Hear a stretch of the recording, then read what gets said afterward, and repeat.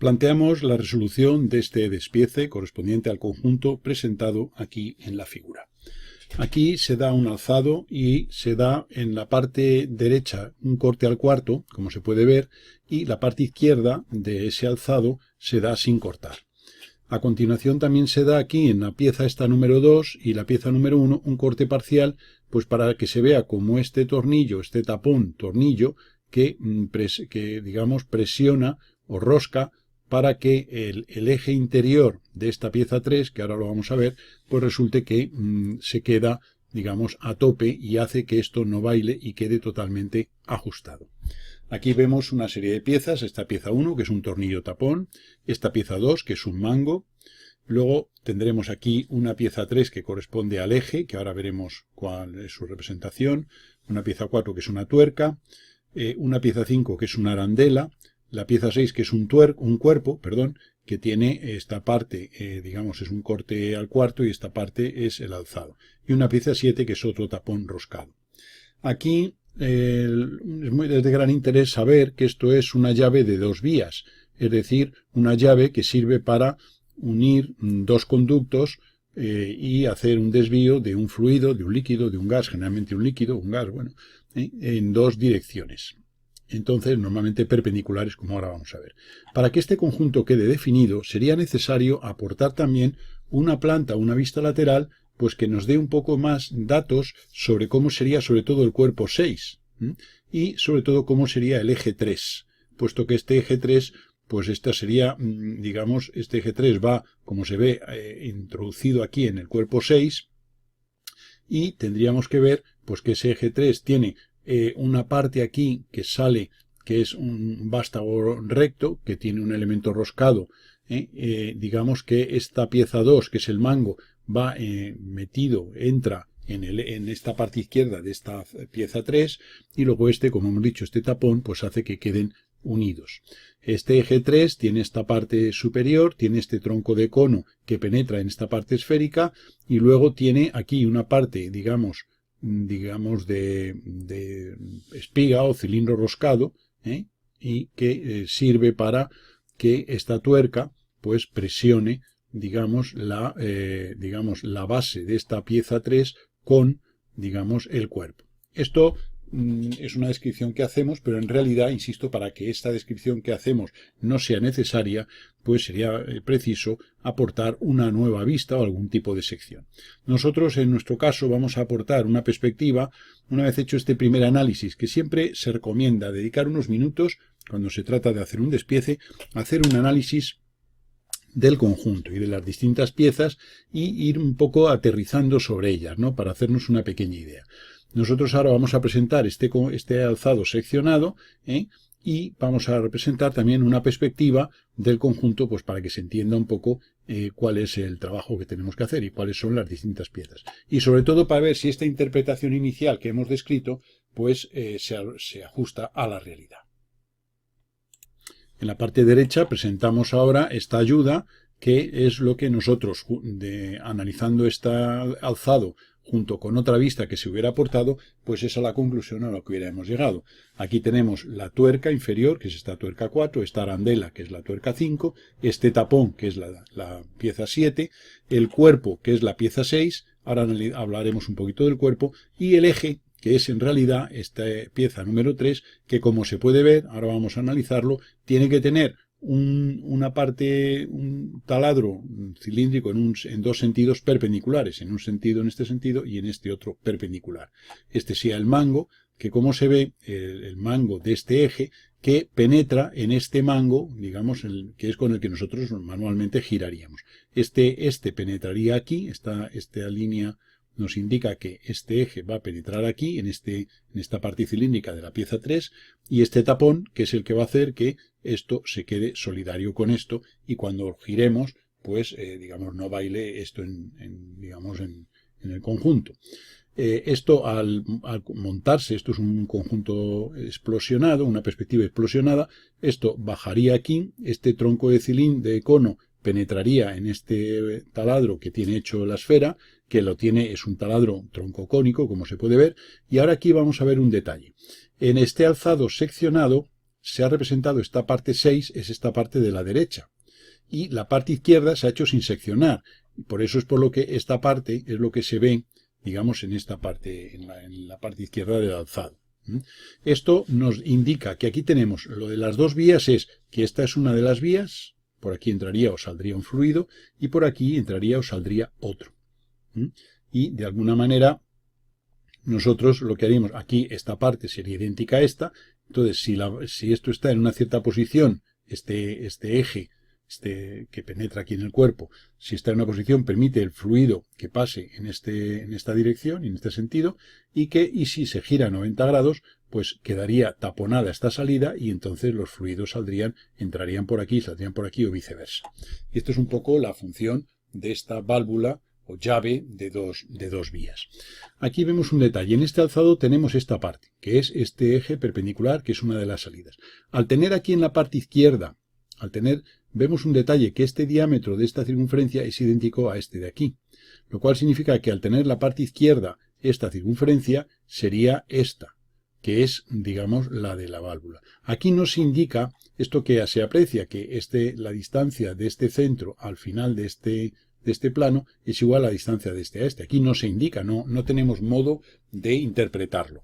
Pero, por eso digo que habría que dar una planta o algún otro tipo de representación para que tengamos la información de que la longitud de este eje es idéntica a esta o distinta. En este caso, pues vemos que sería idéntica.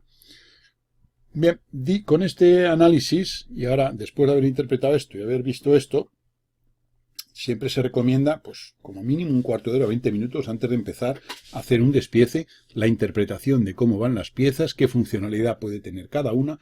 El título del conjunto, el título representativo del conjunto, llave de dos vías, nos da una orientación, aunque no tengamos unos conocimientos mecánicos muy amplios, nos da una orientación de que tiene que haber dos vías. Luego, una de las vías sería esta y otra sería esta. Insisto que con la planta tendríamos descrito, digamos, este conjunto como se ve aquí. Bien, y ahora vamos a empezar ya a hacer las representaciones de las distintas piezas, con las vistas necesarias para que queden definidas. Siempre se recuerda que cuando se hace un despiece hay que dibujar cada pieza con las vistas y cortes necesarios para que quede definida y además luego acotarla. Nosotros en muchos casos no lo estamos acotando y remitimos a los vídeos de teoría o de problemas de acotación. Veamos ahora ya el desarrollo de las distintas piezas. Aquí tenemos representado el cuerpo, que vemos que en una de las vistas se ha copiado prácticamente lo que teníamos de él digamos, aportado por el conjunto. Y luego aquí se ha dado una vista lateral también cortada al cuarto que corresponde a digamos, a esta vista, una vista lateral proyectada desde esta dirección, o sea, esta sería la dirección desde la cual hemos proyectado para sacar esta. Se ha hecho también corte al cuarto, de modo que tenemos aquí, pues, que esta salida, cuando se hace corte al cuarto ya se sabe que esta mitad es igual a esta. Y entonces vemos que esta parte, aquí esta longitud total, corresponde a esta longitud total en esta vista. Este taladro, que es el que marca que los fluidos puedan ir en este sentido y mantener su dirección, su dirección sin alterar, suponiendo que esta llave permitiera eso, pues entonces hemos dibujado una representación en vista lateral que sería en la parte izquierda sin cortar y en la parte derecha cortada. Aquí se ve que esto tiene un elemento roscado, pues aquí esto va a ir un elemento que roscaríamos aquí digamos, para transmitir eso a través de una tubería, y tanto en la entrada como en la salida. Es una rosca macho, como se puede ver, es decir, tipo tornillo. Por eso la gruesa es exterior gruesa, la exterior es gruesa y la interior fina. Aquí en la parte, en este otro vista, que sería visto desde aquí, que sería este elemento con el alojamiento para el tapón del que hablábamos antes, este sería el diámetro del cilindro, y aquí se ve que es ampliando podríamos ver que es este tapón rosca aquí, el tapón rosca aquí. Y entonces lo que significa esto es que esto tiene que ser una rosca interior para que el tapón pueda roscar y permita precisamente el taponado, digamos, de la salida de fluidos en ese sentido cuando no queramos. Es decir, si nosotros queremos que los fluidos vayan así, en este sentido y en esta dirección, y no salgan por aquí, pues este tapón hace esa funcionalidad. Si quisiéramos que girando esta, que permitiera el giro, el paso de venir por aquí y salir por aquí, este tapón habría que desenroscarlo. Y esta sería la primera pieza, que sería el cuerpo. Esto, como se puede ver, es un elemento esférico. Recuérdese que cuando en dos proyecciones, tanto en alzado como en vista lateral, o tanto en alzado como en planta, un elemento tiene representación con dos circunferencias o arcos de circunferencias, en ese caso estamos hablando de una esfera. Aquí tenemos este arco, y esto se ve ligeramente aquí y aquí, una porción de arco de circunferencia, y aquí también esto y esto se ve que son arcos de circunferencia, lo cual quiere decir que este cuerpo, la base, esta parte central, es una esfera. En esta imagen representamos aquí lo que es la llave, el elemento fundamental, que es la llave, que va a permitir o no el paso de fluidos en un sentido o en otro. Este sería el eje de la llave, esto es una ampliación de una parte del conjunto. Aquí tenemos también otra ampliación de la diédrica de ese conjunto. De modo que aquí nosotros representaríamos este cuerpo, esta es la parte que hemos dicho, el tornillo este que corresponde a esta parte inferior, que vendría, pues digamos, empieza aquí y llegaría hasta aquí. Tendría esta longitud. Tiene una parte roscada, que sería esta, y luego tenemos aquí esta forma troncocónica, esta forma esférica en la parte de aquí, en la cabeza, esta parte troncocónica, un pequeño cilindro, y luego ya el eje en el cual va a entraría aquí el mango, que luego lo representaremos. Este eje tiene aquí una parte roscada para que el tapón rosque aquí y asegure el mango con esta parte. Bien. Este tronco de cono, que es la clave de funcionamiento de este conjunto, podemos ver varias cosas. Una de ellas, que tenemos esta circunferencia que corresponde a el diámetro de esta de aquí. Está aquí hecho un corte parcial, como se puede ver. Aquí hay un corte parcial. Se ha hecho para poder acotar este diámetro de esta de aquí. Este diámetro que viene aquí, que corresponde a esta circunferencia, que es esta que ataca por aquí. Entonces, si esto lo miramos desde la derecha, es decir, tomando esto horizontalmente, que es lo que nos sale aquí, pues tendríamos esta circunferencia pequeña de aquí, que sería esta de aquí, y luego estas ocultas corresponden a este otro cilindro que va en dirección perpendicular. Ya digo que hemos hecho un corte parcial para cuando acotemos el diámetro de este cilindro, de este de aquí, cuando acotemos ese diámetro, poder acotarlo, puesto que se recordará que en líneas ocultas no se puede acotar. Bien, una vez hecho eso, pues tenemos aquí la representación. Este sería el diámetro en un sentido y este sería el diámetro en el otro. Aquí se ha dado este corte, esta sección, aquí, por este plano, para indicar este diámetro de aquí sería el que corresponde a este, y este otro diámetro sería el que corresponde a este. Esto permitiría el paso del fluido en este sentido, y este sería, si aquí pues, en esta zona ponemos el tapón, que hemos hecho antes en esta zona, pues resulta que vendría el líquido por aquí, o el fluido, el gas, y saldría por aquí, siempre que hubiéramos quitado el tapón. Esta sección es de gran interés porque nos indica los dos diámetros. Este diámetro de aquí, ya digo, corresponde a esta medida de aquí a aquí, y el diámetro de estas líneas ocultas, la distancia entre estas dos líneas paralelas ocultas, sería esta distancia de aquí a aquí. Y esta sería la representación con el mínimo número de vistas de esta pieza, que es, insisto, la clave del mecanismo, porque es la llave, es la que permite el paso del fluido en este sentido, en esta dirección, en este sentido, o el cambio de venir aquí y venir aquí. Lógicamente, claro, si nosotros tenemos esto representado aquí, podemos ver que en el sentido en el que ataca aquí el fluido, si esta es la sección, en este sentido en que ataca aquí el fluido, que sería, digamos, este de aquí, este sentido, vemos que si siguiéramos en la otra zona no hay un elemento idéntico, sino que está aquí cortado por un elemento de material, lo cual hace que si viene aquí, choca aquí. Entonces hay dos posibilidades, que el fluido venga en este sentido, que corresponde a este sentido corresponde a este sentido, o bien que si se gira esta pieza, pues al girar 90 grados, pues esto viene aquí, choca y sale por aquí. sea que si esto se gira 90 grados, tendríamos la otra posibilidad. Y esa sería la pieza esta. Aquí tenemos las distintas cotas. Si se quiere analizar un poquito la cotación que se ha hecho, se puede parar un momentito el vídeo e interpretarlo. Las distintas cotas necesarias pues, para que este conjunto quede definido. Prácticamente con esto queda definido y no haría falta prácticamente ningún tipo de planta. Aquí obsérvese que se ha puesto ESF54. Recuérdese que esa es la nomenclatura antigua. En la actualidad se pone S diámetro 54. S sí, de esfera, la letra S, luego el signo de diámetro y el número del diámetro de 54. Anteriormente se ponía ESF y el valor del diámetro directamente. Ahora se pone la letra S, el signo de diámetro y el número. Son dos formas de hacerlo. Aquí se ha dado este ángulo para indicar este tronco de cono.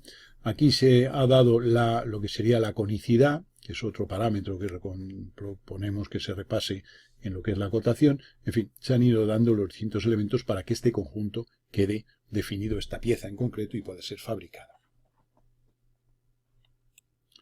Tenemos aquí otra vez una parte del conjunto aportado como datos, y aquí tenemos lo que sería el mango. Vemos que se ha dado un corte al cuarto, porque digamos que al ser idéntica una parte en la parte superior a la parte inferior, pues no hace falta cortar toda la pieza. Obsérvese que aquí, sí, sin embargo, sí se ha dado el conjunto, el corte completo, para que se aprecie bien en el dibujo de conjunto. Pero aquí en el dibujo ya de la pieza no ha hecho falta. Aquí se ve que este sea el taladro, el hueco por el que entraría el eje digamos, de la llave, y luego aquí entraría lo que sería el tornillo enroscado, este tornillo de aquí. Aquí falta, que no se aprecia muy bien, una línea finita para indicar que esto tiene que ser una rosca interior para que este tapón tornillo 1 enrosque aquí y presione sobre el final de la pieza del eje, digamos el mando, vamos a decir. Y luego aquí se han puesto las cotas necesarias pues para que esta pieza quede definida. Cuando son piezas de revolución, pues en este caso son curvas mediante tangentes entre sí mediante arcos de circunferencia, pues se acotan los centros, este centro con su radio, la posición de este centro. Aquí se ha acotado, como hay simetría, siempre se recordará que acotamos prima siempre la acotación entre elementos simétricos. Como esta parte de arriba es igual a la de abajo, pues acotamos la distancia de este centro, de este arco, pero respecto al centro simétrico en la otra zona, respecto a esta. Luego acotamos también la posición de este otro centro de esta otra parte. Este otro centro, pues lo mismo, acotamos la distancia total entre los dos centros, el de la curva de arriba y la curva de abajo, y el valor del radio. Una vez que hemos hecho eso, si hemos acotado aquí la distancia total entre este plano y el plano final, que son estos 108, hemos acotado el posicionado de este centro, que son aquí 24 respecto a este extremo, y luego este otro, los 45 estos, que son desde un centro respecto a otro. Estos 45 los podíamos haber suplido poniendo la distancia desde este plano a esta línea. Da lo mismo, se puede hacer de las dos maneras. Estos 28 corresponden a la profundidad de este taladro roscado para que entre el tapón, y esta distancia desde aquí hasta aquí la sacamos por diferencia de los 108 menos los 28 de aquí. Luego hemos puesto el símbolo de diámetro aquí, de 26, de este elemento. Aquí quizá, como esto es un elemento roscado, pues habría que haber puesto el valor de la métrica. Pero vamos a observar un detalle. Si apreciamos bien esto, hemos hecho una interpretación de que esto tendría que ir roscado, para que este tornillo rosque aquí. Pero hay otra posibilidad que nos la marca este elemento que aparece, y es que fuera el propio eje, la pieza 3, esta parte que va a penetrar por aquí, la que es roscada con el tapón. Es decir, que el tapón rosque en el propio eje, en la pieza 3, en este elemento que penetra por aquí. Entonces hay dos posibilidades, que el tapón rosque aquí para que se mantenga fijo, o bien lo que deducimos de este análisis, aquí es muy pequeña la línea, no se aprecia muy bien, pero la parte final de esta pieza 3, que es un elemento cilíndrico, va roscada, lo cual significa que este tapón rosca en esta. no hace falta que rosquen esta. Hay las dos posibilidades. Pero lo que nos está expresando esto es que esta pieza 3 llega hasta aquí y luego el tapón tiene una forma como para que esto penetre en su interior. Y digamos que no está roscado a tope, como se puede ver, porque hay esta línea del tapón y esta línea del final de la pieza 3. O sea que sería una segunda posibilidad. O bien que esto esté roscado, entonces faltaría aquí una línea finita exterior, dado que es una rosca interior, y entonces en vez de poner el diámetro 26, el signo de diámetro, pondríamos métrica 26, puesto que es una rosca. Se ha puesto diámetro porque vamos a considerar la otra posibilidad, y es que el tapón tenga esta parte, tenga aquí una rosca interior, como ahora vamos a ver cuando lo representemos. Son dos posibilidades de interpretar esto. No quiere decir esto, todos los despieces, no quiere decir que haya una interpretación única. Vemos con los datos que tenemos y en función de ellos, pues decidimos cuál es la que nos parece más coherente a nivel mecánico. Aquí hemos dibujado ese tapón, que es esta pieza de aquí, la pieza 1, este tapón a escala, ampliado. Entonces aquí se puede ver que tiene un cilindro, o sea, un taladro cilíndrico hasta esta profundidad, que son estos 28 que se marcan aquí, perdón, son estos 21 que se marcan aquí, y luego de esos 21 solamente roscado tienen 17. Aquí la línea finita que queda por encima, estas dos finitas por encima de esta, nos marcan esos 17, que son eso que comentábamos antes, para que penetre aquí y rosque aquí el eje de la pieza 3. Luego hemos dado el diámetro 26, o sea que ese tapón, esos 26 de este diámetro, pues coinciden con los 26 del espacio que tiene la pieza 2, para que penetre en ella. Ahora mostramos un momentito para que se vea.